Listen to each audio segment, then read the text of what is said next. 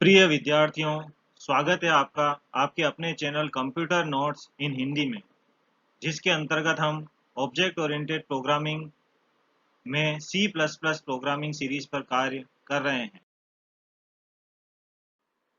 Lecture 11 structure in class in C plus plus. Structure heterogeneous data items का collection है, अर्थात यह data को अलग अलग डेटा टाइप्स के रूप में सेव कर सकता है। स्ट्रक्चर के अलग अलग मेंबर्स को एक्सेस करने के लिए डॉट ऑपरेटर काम में लाया जाता है। यदि हम स्ट्रक्चर वेरिएबल का पॉइंटर काम में ले रहे हैं तो डॉट के बजाय एरो ऑपरेटर का इस्तेमाल स्ट्रक्चर्स के मेंबर को एक्सेस करने के लिए किया जाता है। बाय डिफ़ॉल्ट स्ट्रक्चर के सभी मेंबर्स पब्लिक होते हैं, अर्थात स्ट्रक्चर के बाहर सभी जगह उपलब्ध होते हैं।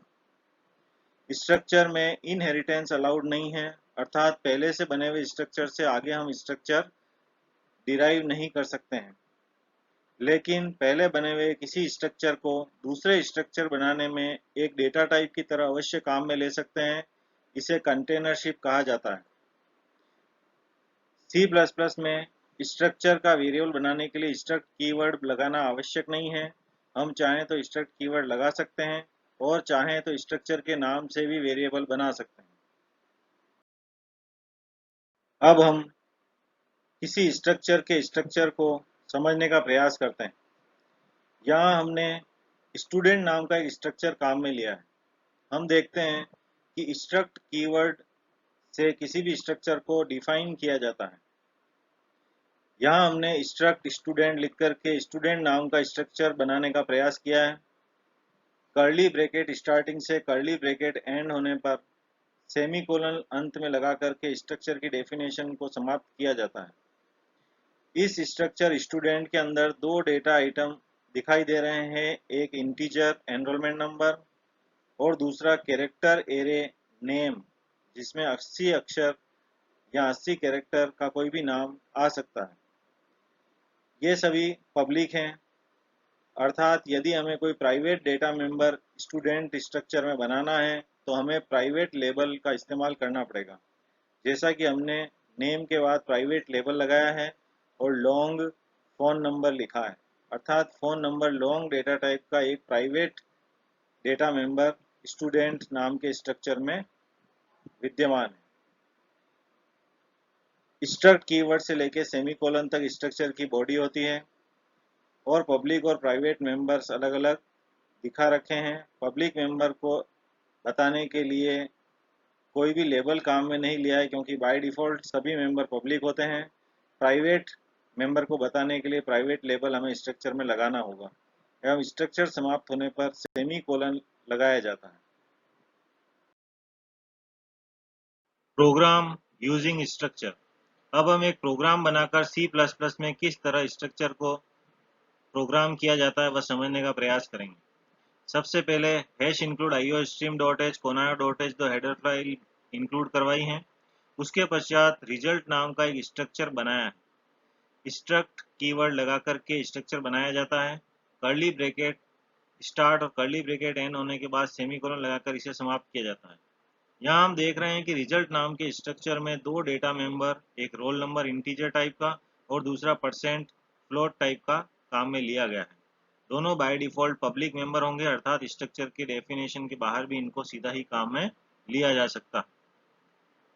वॉइड मेन से प्रोग्राम स्टार्ट किया है। CLR SCR से स्क्रीन क्लियर करने के बाद रिजल्ट std1 करके एक वेरिएबल std1 नाम का एक स्ट्रक्चर वेरिएबल बनाया है। दूसरा रिजल्ट std2 करके std2 नाम का रिजल्ट नाम के स्ट्रक्चर का दूसरा वेरिएबल बनाया है। पहले वेरिएबल में हमने बनाते समय स्ट्रक्ट कीवर्ड काम में लिया है और दूसरा वेरिएबल बनाते समय स्ट्रक्ट कीवर्ड काम में नहीं लिया है। यह बताता है कि हम दोनों ही प्रकार से स्ट्रक्चर का वेरिएबल C++ में बना सकते हैं। फिर हमने पहले और दूसरे स्टूडेंट के रोल नंबर और परसेंट एंटर करवाने के लिए दो मैसेज बताए हैं और std1 डॉट रोल नंबर से पहले स्टूडेंट का रोल नंबर और std2 डॉट रोल नंबर से दूसरे स्टूडेंट का रोल नंबर एंटर कर लिया है। यहाँ हम देखते हैं कि रोल नंबर और परसेंट पहले और दूसरे बच्चे के लिए अलग अलग होगा, अतः वेरिएबल का नाम और डॉट ऑपरेटर के माध्यम से हम यह सुनिश्चित करते हैं कि यह कौन से बच्चे का रोल नंबर है, std1 रोल नंबर और std2 डॉट रोल नंबर। इसी प्रकार दोनों बच्चों के परसेंट भी हमने std1 डॉट परसेंट और std2 डॉट परसेंट से प्रोग्राम में ले लिए। अब हम पहले स्टूडेंट का रिजल्ट बताना चाहते हैं, तो वह भी हम std1 डॉट रोल नंबर और std1 डॉट परसेंट से प्रिंट करवाएंगे। इसी प्रकार दूसरे स्टूडेंट का रिजल्ट भी std2 डॉट रोल नंबर और std2 डॉट परसेंट से प्रिंट करवाएंगे। गेट ch करके प्रोग्राम समाप्त किया है। यहाँ हम देखते हैं कि डॉट ऑपरेटर का यूज हमने किस प्रकार से किया, कैसे हमने स्ट्रक्चर बनाया और स्ट्रक्चर के एक एक मेंबर को कैसे एक्सेस किया जाता है और पब्लिक एक्सेसिबिलिटी का क्या मतलब होता है, सभी कुछ इस प्रोग्राम के मदद से हम देख पाते हैं। ऑफ द प्रोग्राम, इस प्रोग्राम में रोल नंबर पहले बच्चे का और परसेंटेज और फिर दूसरे बच्चे का रोल नंबर और परसेंटेज एंटर करवाया है, और रिजल्ट ऑफ फर्स्ट स्टूडेंट और सेकंड स्टूडेंट में वही रोल नंबर जो कि एंटर हुआ था और वही परसेंटेज जो कि एंटर किए गए थे वे दिखाई पड़ते हैं। डॉट ऑपरेटर की मदद से यह मेंबर्स एक्सेस होकर के पुनः रिजल्ट में दिखलाई दे रहे हैं। Program using structure array. पिछला प्रोग्राम हमने सिंपल स्ट्रक्चर वेरिएबल std1 और std2 बना करके काम में लिया था। अब इस प्रोग्राम में हम स्ट्रक्चर का एरे बनाएंगे। यहाँ हम बुक नाम का एक स्ट्रक्चर बना रहे हैं और s नाम का एक एरे इस स्ट्रक्चर का बना रहे हैं। स्ट्रक्ट बुक करके हमने स्ट्रक्चर डिफाइन किया है और स्ट्रक्चर का सेमीकोलन समाप्त होने से पहले s और ब्रैकेट में 3 लिख करके हमने एक एरे क्रिएट किया है जो 3 एलिमेंट का होगा। एरे का नाम s होगा और यह बुक नाम के स्ट्रक्चर का एरे है। जैसे इंटीजर का एरे होता है, फ्लोट का एरे होता है, उसी प्रकार से बुक भी एक डेटा टाइप होगी और s नाम का उसका यह एरे हम क्रिएट कर रहे हैं। इस स्ट्रक्चर में 3 डेटा मेंबर हैं, ISBN integer, title array character और प्राइस फ्लोट डेटा टाइप के एलिमेंट हैं। वॉइड मेन फंक्शन से हमने प्रोग्राम स्टार्ट करवाया है। CLR SCR से स्क्रीन क्लियर करने के बाद इंटीजर n नाम का हमने एक वेरिएबल बनाया है इंटीजर टाइप का। क्योंकि s एक एरे है, अतः एरे के तीनों एलिमेंट लेने के लिए हमें एक फॉर लूप लगाना पड़ेगा जो कि 3 बार चले। तो हमने for loop n equal to 0 से n लेस देन 3 अर्थात 0, 1 और 2 n की वैल्यू के लिए 3 बार चलाया है। हर बार वह एरे के तीनों एलिमेंट ISBN, टाइटल और प्राइस यूजर से लेगा। पहले जब मैसेज एंटर ISBN प्रिंट होता है तब यूजर जो भी ISBN नंबर बुक का एंटर कर रहा है सीन की मदद से sn डॉट ISBN अर्थात एरे के अंदर पहले एलिमेंट 0 n की वैल्यू जब 0 है तो पहले बुक का हम ISBN एंटर करवा रहे हैं। फिर हम f प्लस std इन कर रहे हैं। f प्लस std इन इनपुट को फ्लश कर देता है, अर्थात स्टैंडर्ड इनपुट डिवाइस कीबोर्ड से जो इनपुट आ रहा है, एंटर की आ रही है, वह एंटर की को फ्लश करके हटा देगा बफर में से। यह बफर क्लियर करने के लिए एक फंक्शन होता है जो stdio.h हेडर फाइल में डिफाइन है। यह हेडर फाइल भी हमने इस प्रोग्राम में शुरू में iostream.h और conayo.h के साथ इंक्लूड करवाई है। इसको इंक्लूड करवाने से और इस फंक्शन को यूज करने से हम बफर में से एंटर बटन को हटा पा रहे हैं, जिससे कि आगे जब बुक का टाइटल एंटर करेंगे तो वह टाइटल के अंदर एंटर बटन को न ले ले, इसलिए हमने यह काम किया है। टाइटल में स्पेस भी हो सकता है, अतः हमने गेट लाइन फंक्शन का यूज सीन के साथ किया है जो कि हमने पहले पिछले वीडियो में भी देखा था। Cin dot getline sn dot title 80। यहाँ हम टाइटल 80 कैरेक्टर का एंटर करवा रहे हैं कीबोर्ड से गेट लाइन फंक्शन की मदद से, और स्पेस वगैरह यह नहीं लेगा क्योंकि यहाँ पर गेट लाइन फंक्शन का हमने यूज किया है। फिर f फ्लश std इन करने से इसका भी बफर क्लियर हो जाएगा और फिर प्राइस एंटर करवाते हैं sn डॉट प्राइस से सी इन करके। f फ्लश फिर से लिखा है और इसी प्रकार से यह लूप समाप्त हुआ। यह लूप 3 बार चलेगा और तीनों बुक का ISBN, टाइटल और प्राइस एंटर करवाएगा। फिर सी आउट के माध्यम से हम बता रहे हैं कि the details of the book are, book की जो डिटेल्स हमने एंटर करवाई थी वह प्रिंट करवाएंगे। क्योंकि एरे के एलिमेंट्स प्रिंट करवाने हैं तो फिर से हमने फॉर लूप लगाया है। वन डायमेंशनल एरे में एक फॉर लूप लगता है। यह फॉर लूप हमने n बराबर 0 से n लेस देन 3 तक चलाया और n+1 अर्थात 1 2 3 वैल्यू प्रिंट करते हुए पहली बुक का ISBN, दूसरी बुक का ISBN और तीसरी बुक का ISBN, टाइटल, प्राइस, ये तीनों ही बुक के लिए एलिमेंट प्रिंट करने के बाद लूप समाप्त हो जाएगा और गेट ch के बाद मेन फंक्शन से प्रोग्राम को भी समाप्त किया है।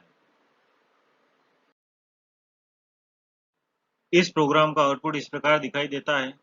पहले enter book details message print होता है और बुक का ISBN, बुक का टाइटल और प्राइस एंटर करने के लिए कहता है। क्योंकि ये तीनों स्टेटमेंट लूप में लिखे हैं अतः ये 3 बार चलते हैं और तीनों बुक का ISBN, टाइटल और प्राइस यूजर कीबोर्ड से एंटर करता है। फिर उसे इस मैसेज दिखाई देता है, the details of the books are. यह मैसेज 1 2 3 करके तीनों ही बुक्स के टाइटल और प्राइस के साथ ISBN नंबर प्रिंट करता है।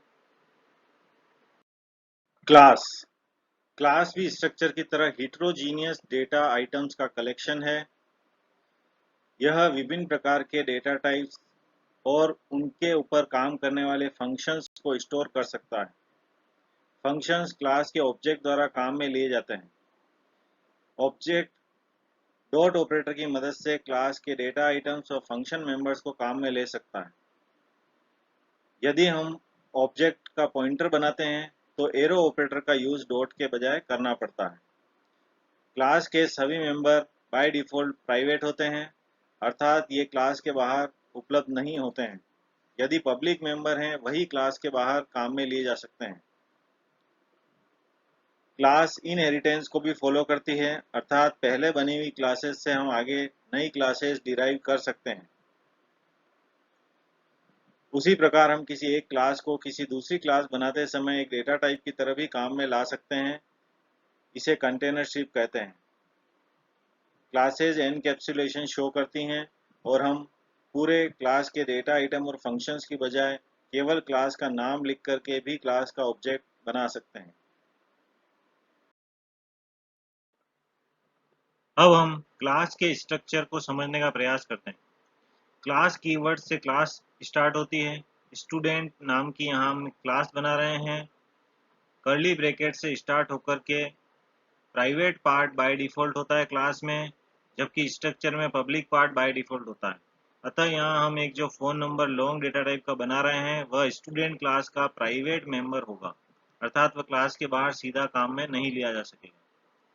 फिर यदि हमें कोई मेंबर पब्लिक बनाना है तो पब्लिक लेबल लिखना पड़ता है। पब्लिक लिख करके हमने लिखा है इंटीजर एनरोलमेंट नंबर और कैरेक्टर नेम 80 अर्थात एनरोलमेंट नंबर और नेम ये दोनों पब्लिक मेंबर हैं और क्लास के बाहर भी एक्सेस किए जा सकेंगे। कर्ली ब्रैकेट और सेमीकोलन लगा करके क्लास डेफिनेशन को समाप्त किया है। अब हम क्लास और ऑब्जेक्ट से एक प्रोग्राम बनाकर काम में लेंगे। iostream.h कोना.h इंक्लूड करने के बाद एक रिजल्ट नाम की क्लास हमने बनाई है। इस क्लास में दो पब्लिक मेंबर रोल नंबर और परसेंट हमने काम में लिए हैं। सेमीकोलन पर क्लास खत्म होती है। फिर मेन फंक्शन आरंभ किया है। मेन फंक्शन के अंदर CLR SCR स्क्रीन क्लियर करने के बाद जो रिजल्ट नाम की क्लास थी उसके दो वेरिएबल std1 और std2 हमने डिफाइन किए हैं। std1 स्टूडेंट पहले के लिए और std2 दूसरे स्टूडेंट को बताता है।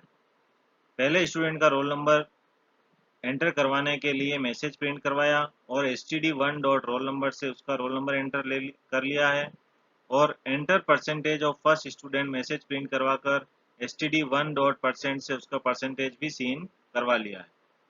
इसी प्रकार दूसरे स्टूडेंट का भी std2 डॉट रोल नंबर और std2 डॉट परसेंट से रोल नंबर व परसेंटेज इनपुट कर लेंगे और रिजल्ट बताने का प्रयास किया है। std1 dot roll number std1 dot percent पहले बच्चे का रोल नंबर व परसेंट प्रिंट करेगा और std2 डॉट रोल नंबर और std2 डॉट परसेंट दूसरे बच्चे का रोल नंबर और परसेंट सीआउट की मदद से प्रिंट कर रहा है। गेट ch करके प्रोग्राम को समाप्त करवाया है।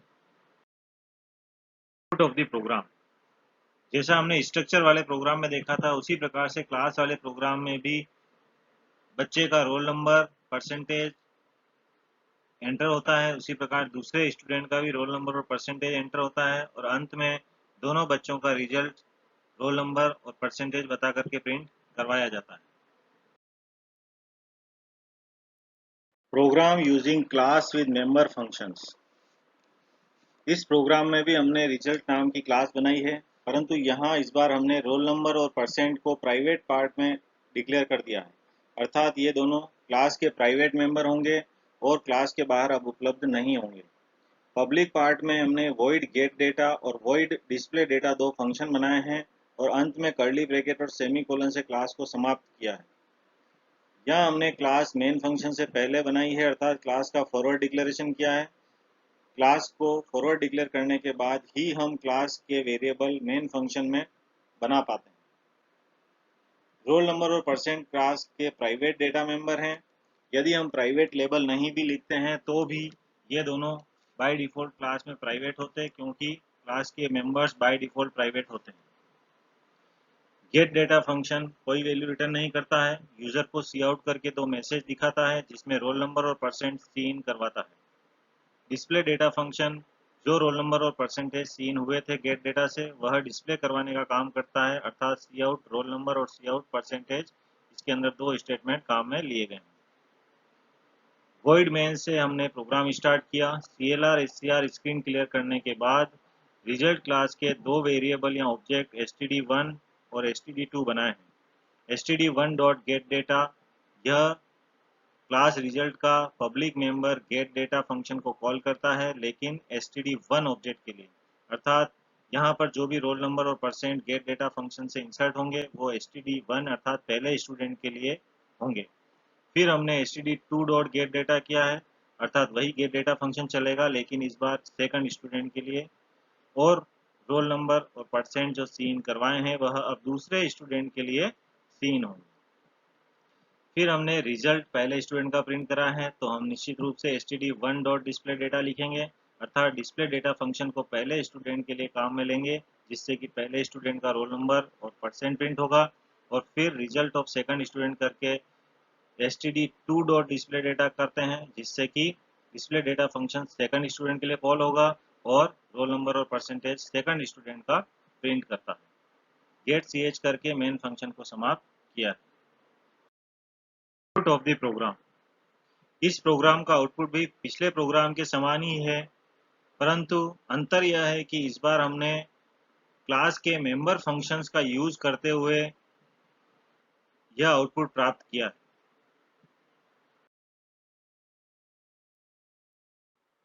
Program using class with object pointer. इस प्रोग्राम में हम ऑब्जेक्ट के पॉइंटर बना करके किस प्रकार से क्लास के मेंबर्स को एक्सेस किया जाता है वह समझने का प्रयास करेंगे। हम पहले भी पढ़ चुके हैं कि क्लास के ऑब्जेक्ट के माध्यम से मेंबर को एक्सेस करने के लिए डॉट ऑपरेटर, और यदि ऑब्जेक्ट का पॉइंटर है तो क्लास के मेंबर एक्सेस करने के लिए एरो ऑपरेटर काम में लाते हैं। इस प्रोग्राम में हम ऑब्जेक्ट के पॉइंटर बनाएंगे और उनसे क्लास के मेंबर्स को एक्सेस करने का प्रयास करेंगे एरो ऑपरेटर के माध्यम से। हैश इंक्लूड iostream.h conayo.h दो हेडर फाइल्स हमने इंक्लूड करवाई हैं। रिजल्ट नाम की क्लास जैसा पिछले प्रोग्राम में बनाई थी वही क्लास रिजल्ट हमने बनाई है जिसमें रोल नंबर और परसेंट प्राइवेट डेटा मेंबर हैं और गेट डेटा व डिस्प्ले डेटा पब्लिक में दो फंक्शन मेंबर हैं। वॉइड मेन से हमने प्रोग्राम स्टार्ट करवाया है। CLR SCR से स्क्रीन क्लियर करने के बाद रिजल्ट std1 और रिजल्ट std2 लिख करके रिजल्ट क्लास के दो ऑब्जेक्ट std1 और std2 बनाए। अब हमने रिजल्ट पॉइंटर p लिखा है, अर्थात रिजल्ट क्लास के ऑब्जेक्ट का पॉइंटर p हम बना रहे हैं जिसे हम m%std1 के माध्यम से पहले ऑब्जेक्ट std1 की एड्रेस दे रहे हैं। इसी प्रकार से दूसरा पॉइंटर रिजल्ट पॉइंटर r बनाया है और इस r नाम के पॉइंटर को हम सेकंड ऑब्जेक्ट m%std2 अर्थात रिजल्ट नाम के सेकंड ऑब्जेक्ट का एड्रेस दे रहे हैं।